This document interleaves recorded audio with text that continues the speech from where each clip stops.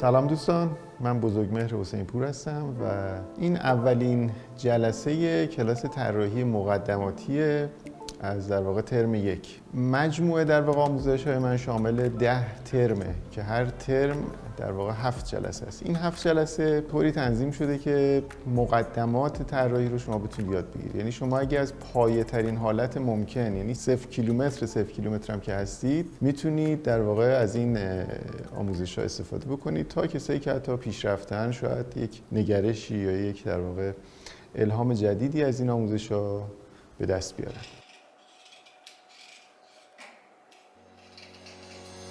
اینطوری بهتون بگم که اگر میخواین طراح خوبی باشید باید که حتما به خط مسلط بشید. اون چیزی که اهمیت داره تسلط شما به خطه. اگه خط در واقع در دست شما باشه و شما بتونید هر کاری که دلتون میخواد به اون خط بکنید، شما میتونید طراح موفق بشید.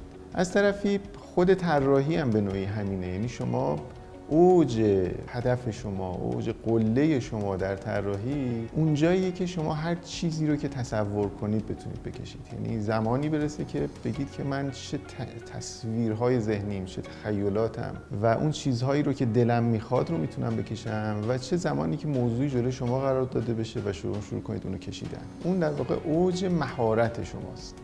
به همین خاطر مهارت رو من میتونم به شما آموزش بدم. یعنی شما مهارت رو میتونید یاد بگیرید و اینجا مطمئن باشید به شما تضمین میدم که هیچ استعدادی مهم نیست. در واقع اصلا نیازی نیستش که شما استعداد داشته باشید. استعداد از جایی در واقع وارد میشه که شما مهارت رو یاد گرفتید. استعداد با چاشنی خلاقیت در واقع یکی میشن و میتونن یه اتفاق بشن توی در واقع آثار شما. وگرنه تا قبل از اون شما یک مهارت دارید یاد میگیرید. همه میتونن مهارت رو یاد بگیرن. مثل دوچرخه سواریه. یکی منتها زودتر، یکی دیرتر. یکی دوچرخه سواری رو ممکنه 1 ماه یاد بگیره، یکی 6 ماهه. یکی رانندگی رو 2 ماه یاد میگیره، یکی 5 ماهه، یکی 1 ساله. کسی نیستش که منظور نتونه رانندگی بکنه، من اینکه خودش نخواد. و اون چیزی که در واقع بعداً میتونه باعث تحول آثار شما بشه اون خلاقیته. و اینطوری براتون تقسیم بندی کنم که شما به 2 بخش باید تقسیم بکنید این هنری که میخواین شروع کنید. یکی چطور کشیدنه و یکی چی کشیدنه. چطور کشیدنه همون بخش مهارته و البته بسیار قابل اهمیت. شما با تمرین میتونید بهش برسید. من در طی در واقع این 20 خورده سالی که تدریس میکنم دیدم که کسانی بودن که هیچ بلد بودن و اگر مثلا یک استعدادیاب میومد در اون ابتدا کار اینا رو نگاه میکرد، امکان نداشت که به اینا بگی که شما برید مثلا رشته هنر، رشته طراحی، رشته نقاشی. ولی اون چیزی که بعد از چند ترم مثلا اتفاق افتاد، آثار اینا اصلا یهو درخشان شد. اینا شروع کردن تمرین کردن و اون مهارت رو کم کم یاد گرفتن و یه اتفاق شد کارشون. اون چیزی که من دارم به شما یاد میدم توی این مجموعه ترم ها مهارته که شما چطور بکشید. اما در ترم های بالاتر من به شما کمک میکنم که چی کشیدن رو هم یاد بگیرید.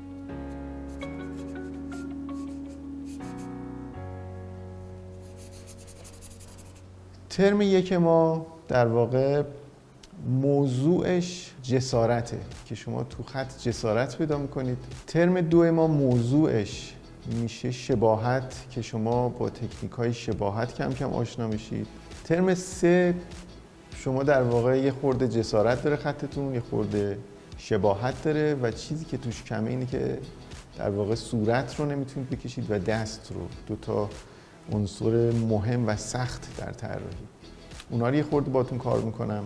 با حجم یه خورده باهاتون کار میکنم که شروع کنید خود حجم سازی کردن، درکش بکنید. ترم 4 ما سایه روشن رو به شما یاد میدم و اینکه 2 تا کاراکتر یا 3 تا کاراکتر رو بتونید کنار هم بکشید. توی ترم 5 ما با بدن آشنا میشیم که در واقع آخرین ترم دوره مقدماتی منه و شما دیگه توش سایه روشن یاد گرفتید، ترکیب بندی به نوعی یاد گرفتید. از ترم 6 به بعد که در واقع وارد ترم پیشرفته میشیم، میریم به سمت طراحی ذهنی.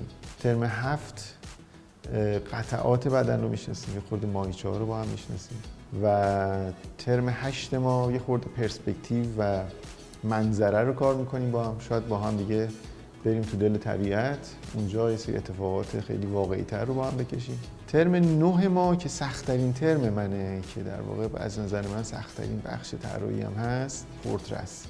و ترم 10 در واقع جمع‌بندی تمام ترم‌های منه که میشینیم با هم دیگه با تمام اون چیزی که با هم دیگه یاد گرفتیم در این 9 ترم یک تابلو رسم می‌کنیم. حالا در طی این 10 ترم من به شما تکنیک‌های مختلفم یاد میدم. مثلا پاستل رو یاد میگیریم، آبرنگ و آب مرکب و قلم فلزی و کنته و در واقع زغال و اینا رو با هم کار می‌کنیم. نهایتاً اون تابلو آخر رو می‌تونیم با یکی از این تکنیک‌ها جمع‌بندی بکنیم. مطمئن باشید که یاد میگیرید، مطمئن باشید که الان اصلا بازی استعداد اصلا هنوز شروع نشده، فقط یه سری زودتر یاد میگیرن، یه سری دیرتر یاد میگیرن. امکان نداره یاد نگیرید. اینو من یک تجربه در واقع طولانی پشت این آموزشه. با آرامش کار کنید. وقتی کار میکنید سعی کنید حالتون خوب باشه. تمام داستان اینه که هنر حال شما رو خوب بکنه. این دنیایی که بیرون از در واقع این فضای ذهن هنری شما پر از آشوب و استرس و نگرانی و جنگ و دروغ و ناراحتی و حالا داستانایی که خودتون میدونید، قرار بر اینه که یک جریانی رو با هم شروع کنیم که تو اون زمانی که میخواین بشینید و پشت تخت شاسیتون اسکیس بزنید حالتون خوب باشه. پس بریم برای اولین درس از ترم 1.